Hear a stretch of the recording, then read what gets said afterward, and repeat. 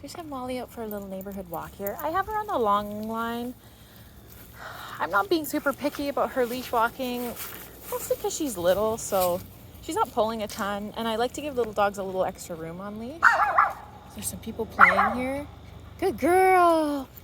Yeah, coming back is good. Good girl. That was nice. She did it automatically came back to me. We've been practicing that at home a lot. So when she barks, I always call her to me. I want her to defer to the human instead of running. Good! Good job. That one was awesome. So she didn't even try to run towards them. She stood still barking. That's an improvement. And she's able to walk away and like sniff and be cool even though they're like playing tennis right here. So that's nice. So this is the kind of stuff we're working on. So we get a little barky. Notice I'm not yelling at her. I'm just being like, yay, good girl. And then she comes over to me. Because we want to teach her to be confident, but also to defer to you. So instead of running at the thing she's barking at, she runs to you, thinking like, oh, I'm going to get a treat now. And what that does is it changes her emotional perception over time. So the barking just kind of goes away because she starts just coming back to you and thinking about food and like seeking your comfort instead of trying to handle the situation on her own by barking. This way, love. Yeah, we're gonna go down this hall. Here she comes. Good girl. So we're getting a little closer. Yep, good girl. She stopped and kind of looked at them. I'm not sure if she was gonna bark, so I just marked her anyways and give her a little treat. Whoa. Good girl. Good girl. Come on. Good girl. Good job. So we're getting closer to them. She's getting a little more and more worked up. Good girl. So she starts running in that direction. Molly. Good girl. Come on. Good job. Good girl. Do you see how she's kind of happy? You know, she doesn't look scared. She's like kind of excited when I call her. Good girl. Molly. Come here, pups. Come on. Come on. Good girl. Good girl. And if she gets a little too close, so she was pretty close to that person barking, I'm using a little leash pressure to encourage her. Good girl. Molly. Molly. Good girl. I'm using a little leash pressure just to help her back away. She needs a little bit of help backing away from people. Sometimes. Only if it's too close. You know, like across the street, she was fine. She had no issue with backing away. But if the person's right in front of her, she would struggle a little bit with that. So you're using leash pressure just to help her move away. But as you can see, so we're still walking here. The people are still here playing. And she's got her barks out. She's comfortable. She's seen them. And now she's not as freaked out. There's also a pool here with a bunch of people in it. But she can't visually see the people, so I'm assuming she's probably not going to bark. She's really visual, so she has to see it to be barking at it. It's not like she hears talking or something like that. The only thing that triggers her auditorily is dogs barking, which is pretty normal for most dogs. Whoops. So she's gone around something like this pole. I'm not going to fix it for her. She needs to come out on her own. Good girl. I don't go around and like fix the leash around the pole. I'll have the dog come back around to my side because I want to teach them that when they're on leash, they're attached to me. I'm not attached to them, if that makes sense. So they need to watch where I'm going, not me fixing their own little tether mistakes for them. So she's doing great. Nice and quiet, sniffing and looking relaxed. Excited to be out and about. Good girl. Good girl.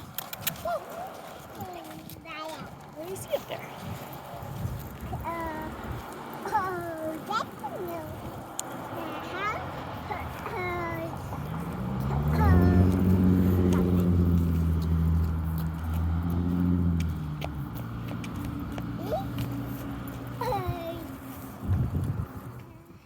So it's just good to know, like, we're just trying to keep it real happy and positive with her. So if she's barky and stuff, sometimes your first instinct is to be like, shut up, like, no, stop doing that, don't do that kind of thing.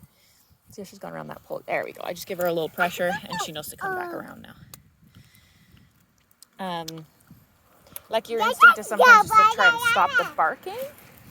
But the real issue is that she's having all that fear. So what we're trying to do instead is change the emotion. And how we're doing that is we're pairing it with food. And we're asking her to come to us and defer to the human instead of taking care of it herself. And then also just to avoid whatever it is that she's barking at instead of rushing it. Which is her kind of preferred. And this is the same as for Roxy. It's her preferred way to handle the situation is to rush it barking. And it could be that they learned it from each other. It could just be like that's just part of being a papillon poodle. I don't know. Or they learned it, really young from their siblings or their mom, something like that. Hard to say, but it's similar to both of them.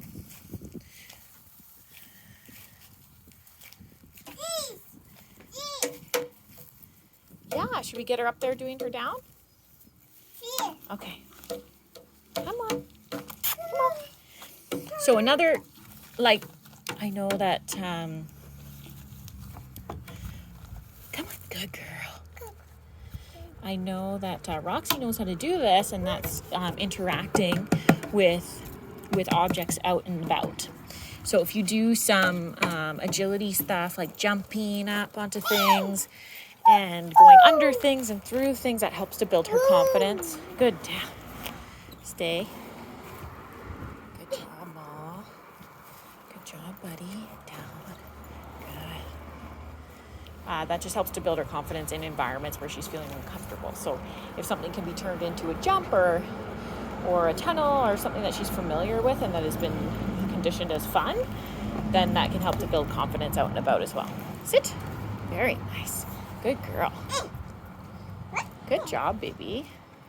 Can you ask, before you give it to her, can you ask her to lay down, please? Good. And then give it to her.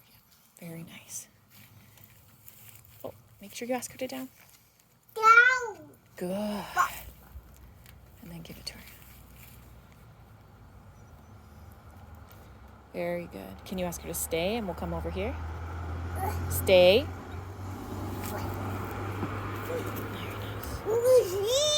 Lost your hat. Oops. Oops. Too far. Come on. Good girl. Come on. You can do it. Up, up, up. Good girl. Up. And up. Good girl. Down. Good. Stay. Up.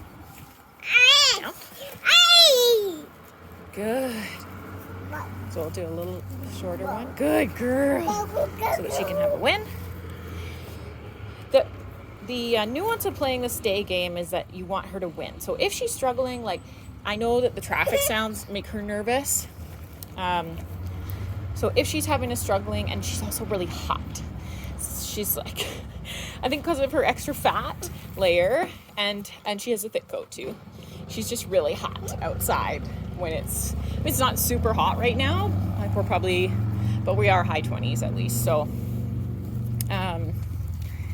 so she struggles with that. So that will have her struggling a little more with her stay because she's uncomfortable.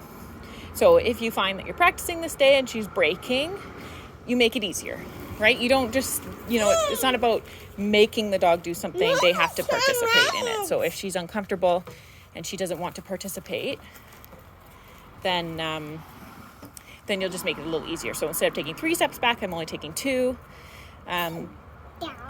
And I'll give her more frequent breaks to get up. So I'll do 2 in a row, and then I'll say okay, you're free. You can run around and do whatever you want. Good girl. Very nice. And she's been really good with my daughter. Mostly because she delivers all the treats, probably. Oh, say! It's on your lap. Well done. Good girl. Stay. Good girl. Well done.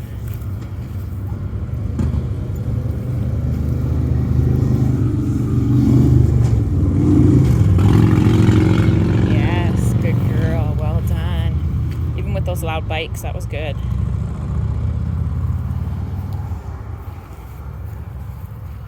Oops. Come on. So because she broke, I don't just end the lesson there. I'll ask for it again. Because I don't want her to think that just not responding will get her the freedom that she's looking for in that moment. But that's just also a note to myself that I'm probably pushing her too much. So I'll ask her to do it again and then I'll release her. Down. Molly, down. You can do it, buddy. Are you scared? How about a sit? Hey, how about a sit? Very nice. Yes, good girl. Okay. Okay, you're free. Okay, you can get down. Good girl. Good job. Good girl. Good girl. So I always say okay as my release word.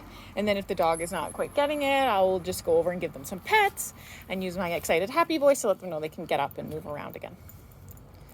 Good girl. Good job, Ma. Oh, that's a good girl. Good dog. Yeah, you coming down? You eat dog treats? Ew. Ew. Good girl.